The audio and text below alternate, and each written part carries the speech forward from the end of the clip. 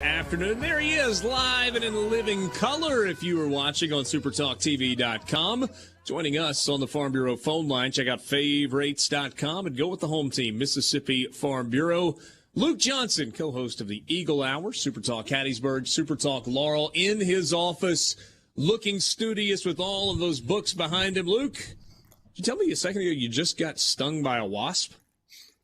Yeah, I was kind of concerned. I walking up some steps, and I guess there's a wasp nest I didn't know about. And I saw something fly at my face. And, he drilled me right there. And so I went and got some ice. I told Borky, I said, I may look like an ogre in about 30 minutes. But anyway, glad to jump on here with you guys for video for the first time. Joining us on the Farm Bureau phone line, Shrek. My high school baseball nickname was Ogre, so it's appropriate. There you go. Hope it doesn't swell up too bad and you don't have some sort of an anaphylactic reaction while we're on the air, anything like that. Me too. You went to Mobile on Saturday. It was not pretty. Tell us more. Probably the best quote that I've ever heard from a head coach was today. They asked Will Hall after practice, what was the one thing that jumped off to you most from the tape? He said, quote, "What a terrible coach we've got. We've got a terrible head coach, and that's being addressed right now." He said it was probably the worst offensive performance he's ever witnessed in football. Just talked about how he had good players, but to quote him, he said, quote, "I suck tonight, and we'll get it right." So a lot you can appreciate him, manning up to that, and it wasn't pretty. The final score looks pretty awful, 31-7. There was a pick six right at the end. The defense really only gave up 17 points. Southern Miss fumbled the ball away 2 times in the 10, inside the 10, and really couldn't do much on offense after the second offensive drive of the game. And the defense limited South Alabama to only 31 yards rushing. But Trello was not very good. And as the game went on, he threw the ball a little better. Can talk more maybe about what affected him in the first half. But, yeah, it was, to quote Will Hall, it was humiliating performance. All right, so, yeah, I mean, you appreciate Will Hall standing up and going, look, that's on me. And that's a guy that's standing up for his team and defending his team, and you hope that pays dividends with them. But in reality, was it poor coaching? I think the play calling in some respects early in the game had a lot of people scratching their head. Southern Miss didn't just try to establish the run. They tried to dominate by the run. As the game progressed, South Alabama stacked the box and forced them to throw the ball. When you look at the rushing, Frank Gore had 19 carries. Trello had 19 carries. Probably 5 to 7 of those were rushes that were actually called passing. But there was some slow developing running plays. And in some ways, obviously they didn't go out and execute like they thought. But Southern Miss fans have been talking some about the play calling aspect also. So Trello throwing the football 13 of 29, 133 yards, couple of interceptions, no touchdowns in the ball game. Trello had by all accounts, a really good camp leading into the season. You do have people that are going, Tykees, you got to take lumps. Let's take him with the young guy who's going to be in the program for the next 3 or 4, 5 years, however long. Are you on board with that? I mean, it worked in 1987, but I don't think they should try it right now. Okay. There was a dude named Favre that came in and beat Tulane. I don't. What it shows you is maybe in some respects, Tykees and T-Web, maybe how far back they are from playing. And again, it could be that Tykees is a gamer, but the key play for Trello, it was in the first or second drive. He was running and he actually got hit helmet to helmet. They didn't call it, but it was on a third down. His helmet came down, busted his nose open. Some people thought he may have had a broken nose. It wasn't. I don't think that's what it was. But the rest of that half, he was just off. I mean, it was like he was half a read or half a progression off. He would see guys after they would open, the window to throw the ball would be closed, or he would try to force a pass, like perhaps that he was going to make it a throw and then hesitated. And that's what was really frustrating in the passing game in the first half. Frank Gore Jr. dropped a touchdown, or what probably would have been a touchdown. Lowe threw the ball better in the second half. Now they had to really sell out to throw because of how South Alabama defended it.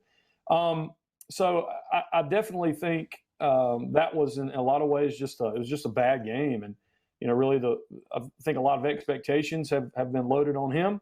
And perhaps, he put too much on himself. He manned up to it when the game was over with.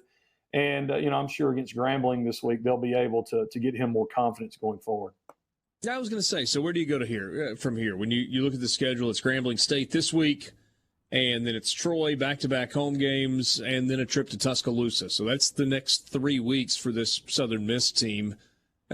In terms of just kind of one step at a time, Grambling this week, you need to get a win, first and foremost. Beyond that, what do you need to see? Just better across the board? Jason Brownlee wasn't involved in the offensive game. Some of that was South Alabama's plan, but he dropped 2 passes that was thrown to him. You got to see Trello be able to read defenses better. You got to be able to finish. I mean, there's no excuse for being inside the 10 twice and coming away with no points. They got on South Alabama's side of the field and couldn't get into field goal range. That was in the first half. And so you have to take advantage of that. Really, the turning point of the game was on special teams. I think it was in the second quarter. Cam Harrell fumbled a kickoff return and gave South Alabama the ball inside the 25 and put the defense, in a real difficult place. And South Alabama never looked back after that. So you got to clean up that stuff. I think in some ways, some people thought that this was an easier turnaround than what it was, that maybe we could get a new offense installed and everything would be great. I mean, I think Kane Womack had those dudes ready to play. Medgar Applewhite had made a nice game plan, made some nice calls, especially in the goal line area. Jake Bentley was efficient, I think 17 to 22. What concerns you is South Alabama was picked to finish second to last in their division. Troy was picked to finish second in the division. So now you got somebody coming in 2 weeks, and they're on paper at least a better program. I think South Al will possibly have a winning season this season. I mean, they bought into what Kane's doing, so I think they're better. Tolbert was as advertised. He'll be, possibly maybe a second-round pick next year. That's still up for debate. But you got to get some momentum this week. You got to get Trello some confidence because on paper, at least, a better team is playing you at the Rock in 2 weeks. You thought that there was going to be a pretty decent Southern Miss crowd that made the trip to Mobile. Did that turn out to be the case? It was. I was kind of surprised that South Alabama's crowd didn't show up, as they should, in that new stadium. But, yeah, there was a ton of gold. And somewhere I've heard the number thrown around, maybe 5,000 fans. But from everything, it was funny. We went and ate at Dreamland pregame. And, of course, there were no South Alabama fans in there. And the Alabama game was on, then, you expect that. Dreamland wasn't serving ribs when we got there. That may have been the biggest surprise of the day. But I didn't know they served anything else.